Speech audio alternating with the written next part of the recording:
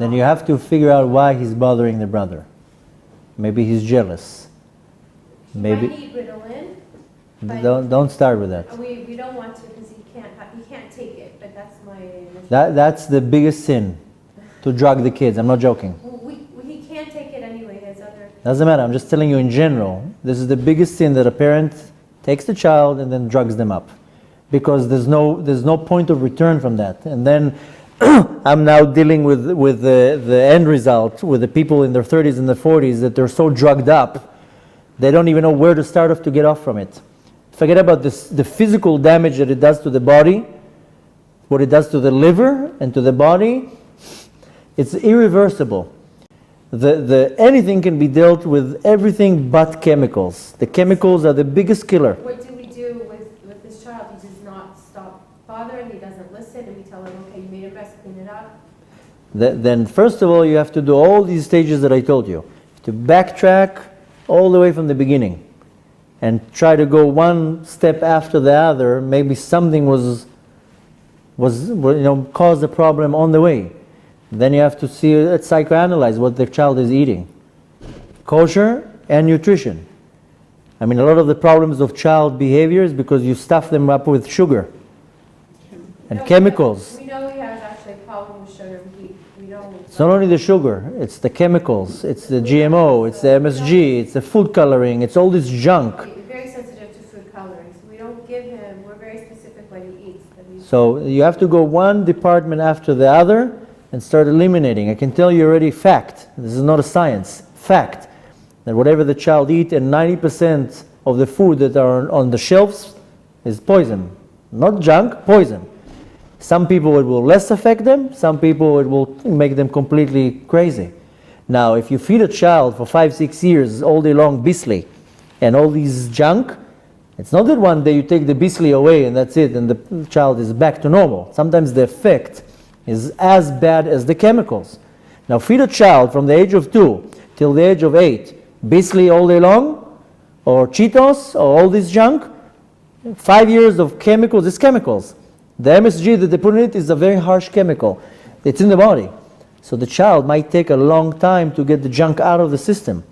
So that's one department. Another department is same thing spiritually. To see you and your husband, where are you holding?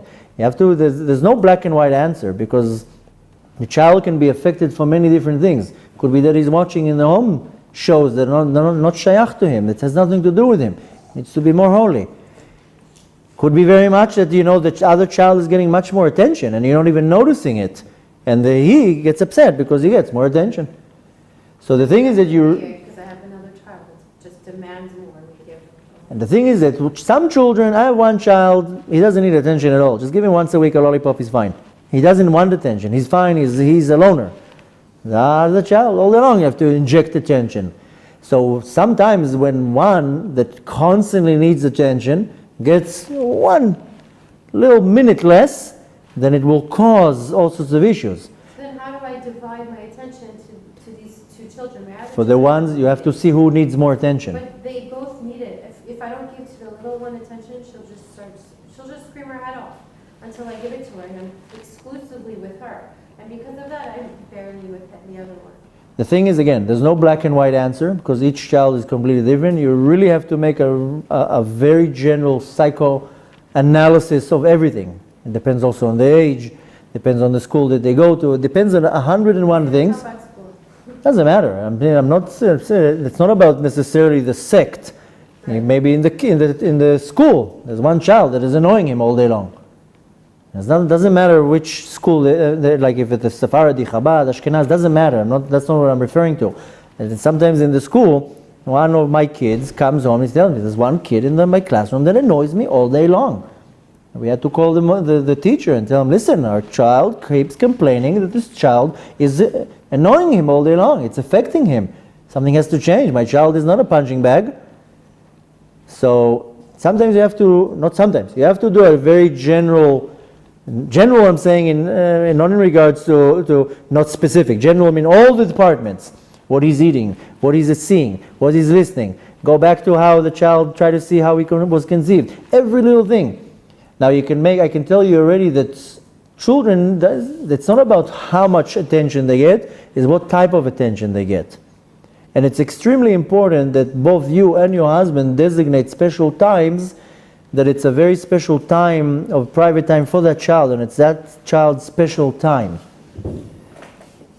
Ultimately, you have to find out why the child is behaving that. And offhand, without knowing anything, it's almost impossible to give an analogy. You can probably make an analogy. Take a piece of paper and start writing down subjects. Let's see what he's eating. So you do a whole week or 2 weeks of let's see what the child is eating. Maybe something is not good. Maybe we're not machmir. I'll tell you the things that really affect children is Chalav Israel, Pat Israel, and Bishul Israel. And a lot of people are very not particular with these things. Bishul Israel is Bechlal. This is mamash against halacha. You can't have anything. Bishul Israel is that if a non-Jew ignites the oven or the microwave or anything, that's called Bishul Akum. This is mamash and isur. But Pat Israel, most people are, okay, whatever. Half the cereals out there are not Pat Israel. So a lot of the bagel are not Pat Israel. So sometimes it looks like a very minor thing, but it's minor maybe to one individual, it's not minor to another individual. So you have to mamash make an analogy. I can already tell you, don't even start with chemicals. There's other stuff that can do the exact same effect.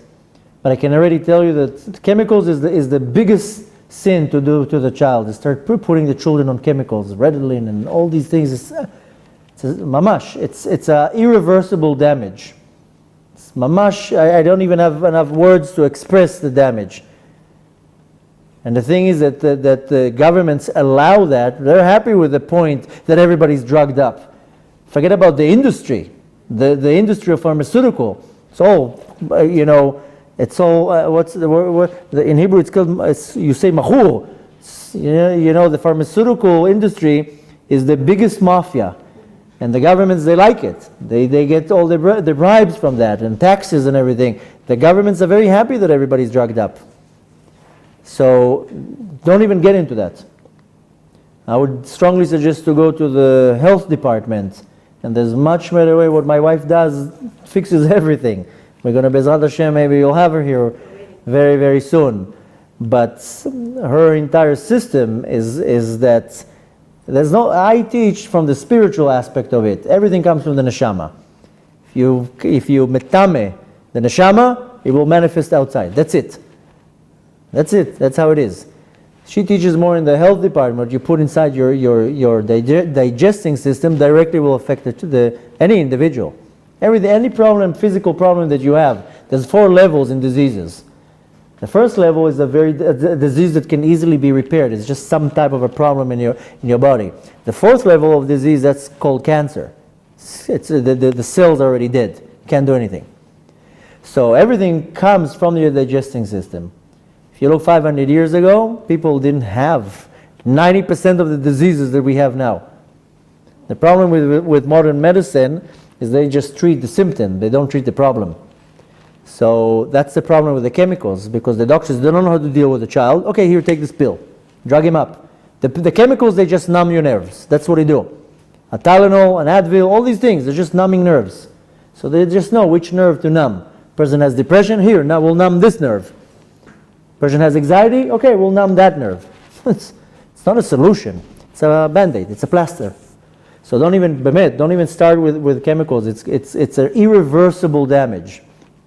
Try to make a very deep analysis. Every little thing could be she's very, very sensitive to even little things. It can be not only sugar. Children can be extremely sensitive to flour. White flour is literally poison. White flour.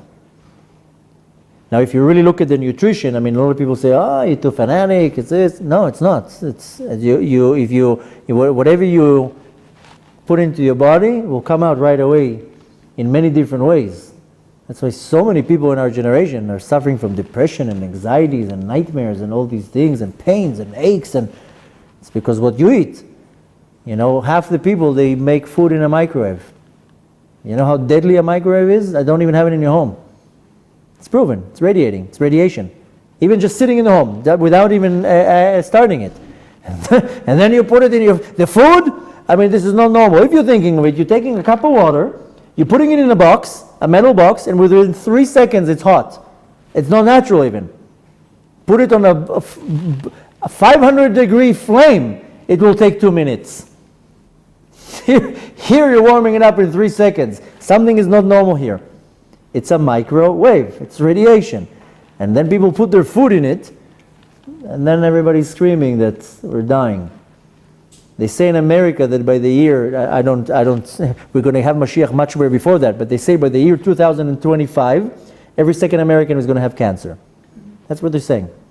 From their phones, radiation, antennas everywhere, microwave, all these things, food. So the point is that all the environment affects the child. Maybe it's the phones. Maybe you have very strong Wi-Fi in your home. I'm not joking. That affects. Yes, you do have very strong Wi-Fi. It's important. So you have to look at everything. No, I'm not. When I'm saying anything that I say, I'm not making up or joking. Sometimes the Wi-Fi is so strong in the home, the child, if the room is close to the Wi-Fi, the child gets this radiation. We moved today. It was too close to my other son's room. He couldn't sleep, so we moved it. So all these little things, I'm throwing in the air all sorts of ideas because I saw how things affect different people, and you don't know what affects one person is not going to affect, another person will affect them tremendously. So you really want to make a very large analysis where it's coming from.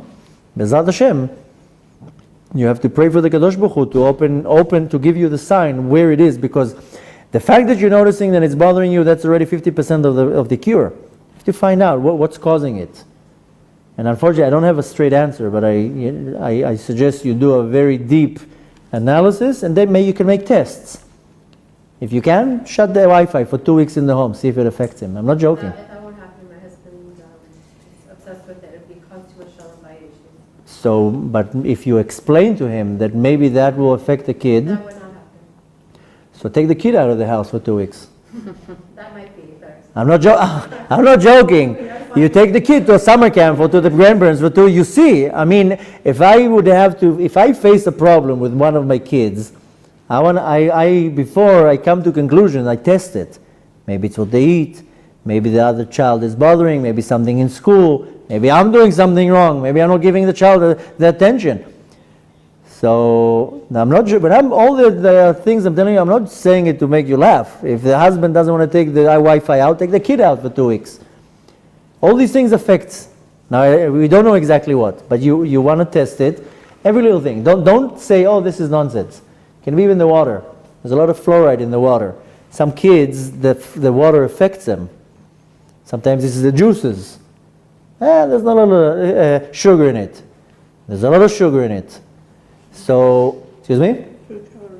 Food coloring, that's bichlal a killer. So, you don't know exactly what it is, but try to find out. And you have to pray to the Kadosh Baruch Hu to open your eyes. I mean, ultimately, Kadosh Baruch Hu will give you the green light, and you might pinpoint, like exactly the example I gave with my son, that we couldn't figure out for a couple of weeks, and we found out. Chalav Israel, the little candy that he got when he was a good kid in the kindergarten. It's one little thing. So, pray for the Kadosh Baruch Hu. Is it radiation from the screens as well? You said there's a whole thing about screens. Is that what's wrong with Yeah. screens? You said it's not the content, it's the problem. The screen, no. The physical part, there's radiation. The spiritual part, the Yetzer Hara, the Satan, every generation gets dressed into something to hypnotize you. Our generation is the screens. There's a klipa. Physically, yeah, there's radiation. I mean, I put this next to me to record.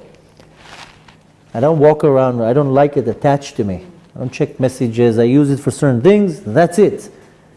At night, it's shut down. People sleep with their phone next to their body. That's a killer. Like you're frying your brain the whole night while you're sleeping. Why do you need it next to you? And if you already need it next to you, then put it in airplane mode. Because it radiates much less. But buy a 5 shekel alarm clock. Why do you need this next to your head? Turn it off, Bechlal.